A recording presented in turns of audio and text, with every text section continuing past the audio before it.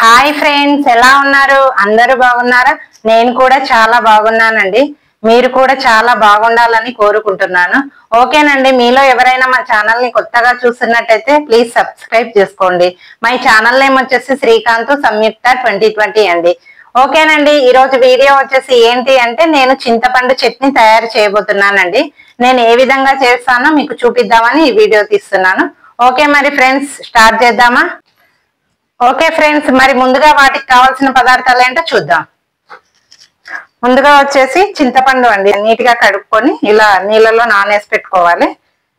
ఎల్లిపాయలు, ఉప్పు, కారం, కొత్తిమీర, తగినన్ని నీళ్లు. ఓకే, మరి ఇప్పుడు స్టార్ట్ చేద్దామా? ఓకే ఫ్రెండ్స్, మరి చింతపండు చట్నీ నూరుకుందామా? ఓకేనండి, మనం చింతపండు చట్నీ నేను రోట్లో నూరుతున్నాను. మిక్సీలో కూడా వేసుకోవచ్చు, ఎందుకంటే రోట్లో నూరితే కొంచెం ఇంకా టేస్ట్ వస్తుంది. అందుకోసమే నేను రోట్లో నూరుతున్నాను.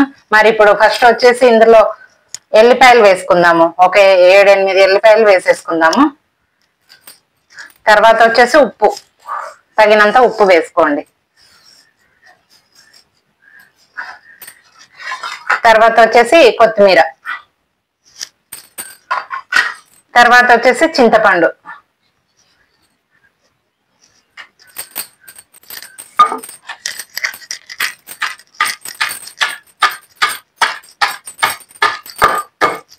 బాగా మెత్తగా నూరుకోవాలి.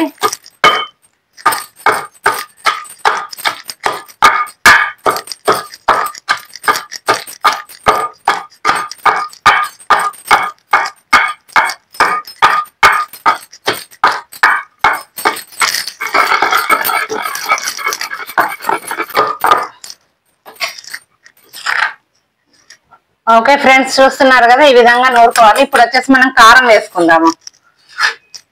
4 చెంచాల కారం తీసుకున్నాను నేను. కారం వేసేసుకున్నాను.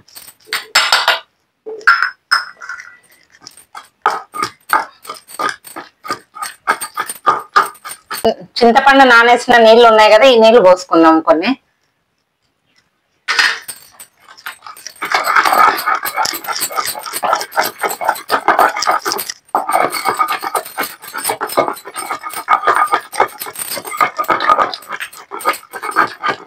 ఈ విధంగా మెత్తగా నూరుకోవాలి.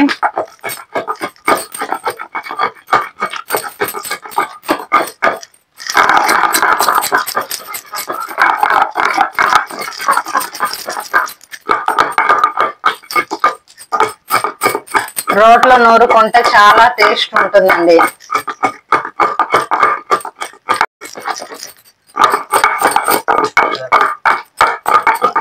ఓకేనండి, చూస్తున్నారు కదా, ఇలా మెత్తగా నూరుకోవాలి.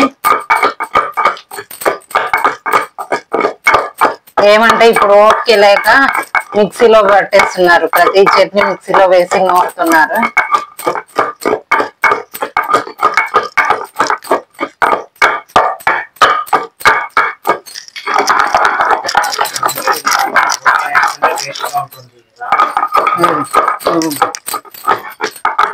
కానీ ఈ విధంగా రోట్లో వేసి నూరితేనే టేస్ట్ ఉంటుంది కదా.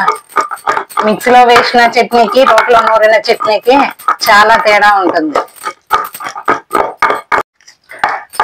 ఓకేనండి, ఇలా మెత్తగా అయింది కదా. ఇప్పుడు చివరగా వచ్చేసి మనం జీలకర్ర వేసుకోవాలండి. ఇందులో చూస్తున్నారు కదా, జీలకర్ర వేసుకోండి లాస్ట్ కి. నూరుకుందాం బాగా.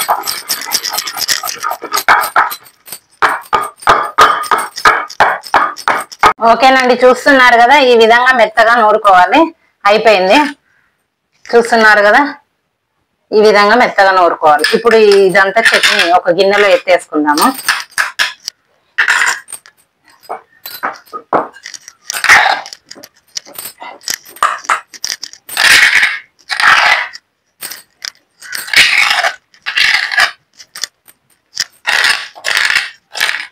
ఈ విధంగా నీట్గా ఎత్తేసుకోండి గిన్నెలోకి. ఓకే ఫ్రెండ్స్, ఈ విధంగా గిన్నెలోకి ఎత్తి పెట్టుకోవాలి. ఇప్పుడు వచ్చేసి మనం తాలింపు పెట్టుకుందాము.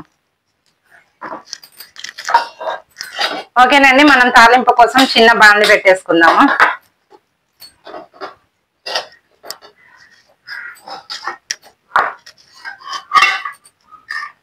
ఓకేనండి, ఇందులో ఆయిల్ వేసేసుకుందాము. రెండు స్పూన్ల ఆయిల్ వేసేసుకుందాము. ఓకేనండి, కాస్త వేగాక ఈ ఎల్లిపాయలు వేసేసుకుందాం. చిన్నగా కట్ చేసి ఎల్లిపాయలు వేసేసుకోండి. తర్వాత వచ్చేసి తాలింపు దినుసులు వేసుకోండి. శనగపప్పు, ఆవాలు, జీలకర్ర, కరివేపాకు, కాసంత పసుపు వేసుకోండి. కొంచెం ఎర్రగా అయ్యేంత వరకు వేయించుకోండి.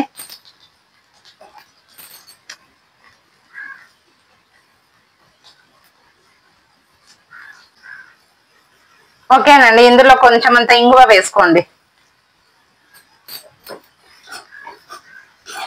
వేసుకున్నారు కదా.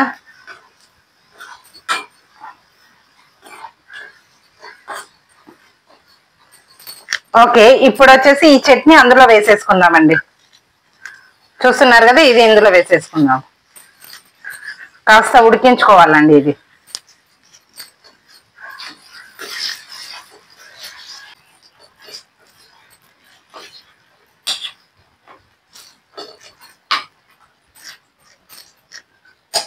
కాసేపు అలాగే ఉడికించుకోండి. ఓకేనండి, చూస్తున్నారు కదా, ఈ విధంగా ఉడికించుకున్నారు కదా.